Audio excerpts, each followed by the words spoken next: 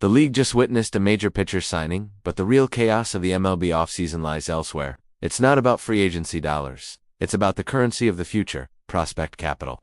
The New York Yankees, the Los Angeles Dodgers, the San Francisco Giants, they are all circling. They are all waiting for the San Diego Padres to make the inevitable, painful decision. The decision to trade Juan Soto. He is 27 years old. He is a generational talent, a walking, breathing monument to plate discipline and offensive production. His projected salary for his final arbitration year is staggering, and the Padres, constrained by luxury tax concerns, may have no choice but to move him. Today, we are dissecting this once-in-a-decade trade scenario. We're not talking rumors. We are breaking down the quantitative value of Juan Soto, the exact package of prospects and major league talent it will cost, and which team is best positioned to pay the price. This is the largest trade chip of the decade. Let's find out the true cost.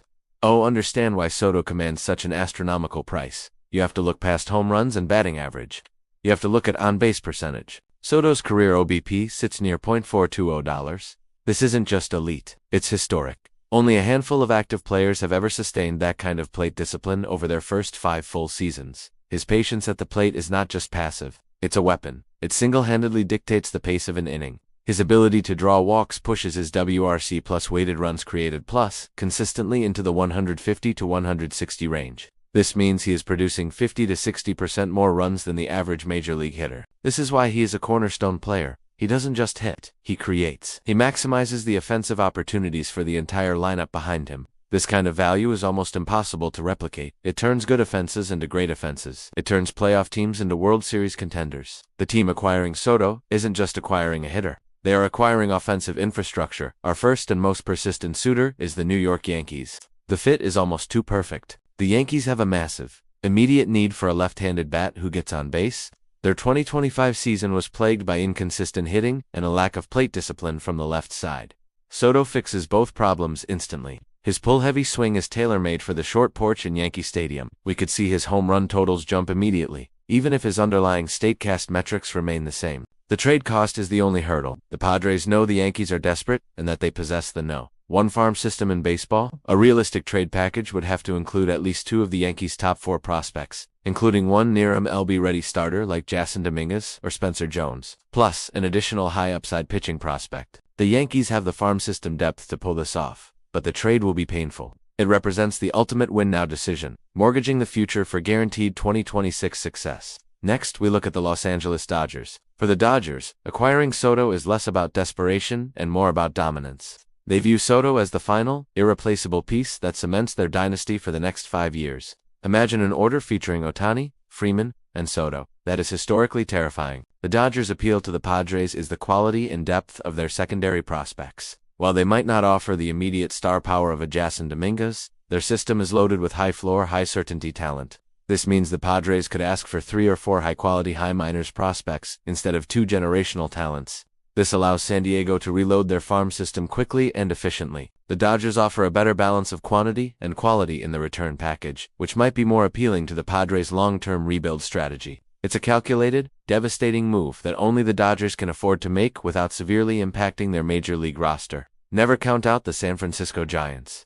This scenario is driven less by metrics and more by rivalry and spite. The Giants desperately need an offensive face for their franchise. And stealing Soto from their California rivals, the Dodgers, would be a massive organizational win. They have the payroll flexibility to absorb Soto's massive arbitration contract and immediately sign him to a long-term, $500 plus million extension. This is a huge incentive for the Padres, knowing Soto won't be a one-year rental. The Giants' farm system is currently weaker than the Yankees or Dodgers. However, they could attempt to sweeten the deal by offering a combination of a top prospect plus an established, cost-controlled major leaguer, perhaps a proven outfielder or a reliever to make up the prospect deficit. This move would instantly thrust the Giants back into relevance and give them the offensive firepower they have lacked for years. It's the splash signing their fan base is demanding. To truly quantify the cost, we must rely on wins above replacement, or WAR. In his prime, Soto has consistently delivered a WAR between 6.5 and 7.5. For context, a WAR of 7.0 is considered an MVP caliber season. A commonly accepted valuation suggests that 1 year of control of an elite player is worth approximately $10 million per WAR, plus a premium. 1 year of Juan Soto, therefore, is worth about $70 to $80 million in true competitive value. The Padres, because they are trading away 1 year of control and the rights to negotiate a future extension, can reasonably demand a prospect package valued at between $150 and $200 million in surplus value. This is why the trade package must be enormous. Anything less than 2 top 50 prospects, plus high-floor secondary pieces, is simply not enough for a player of Soto's historic caliber. Any team acquiring Soto will face the immediate pressure of signing him long-term. Soto's representative will be aiming for a contract that surpasses the total value of any previous major deal, pushing toward the $520 million mark over 14 years. While the offensive metrics suggest he is worth it, there are inherent risks in any long-term mega deal. Will his legendary plate discipline hold up into his late 30s? Will his power remain elite as his bat speed potentially declines?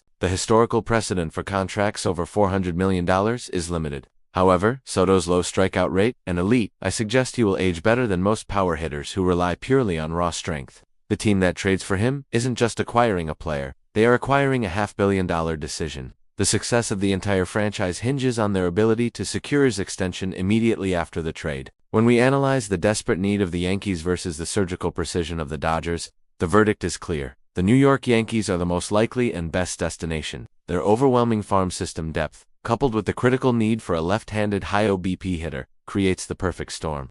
The Yankees need to win a championship now, and Soto is the only guaranteed piece on the market that can provide that immediate, historic offensive boost. The Padres will get the absolute maximum return from the Yankees, selling high on the most valuable trade chip in baseball.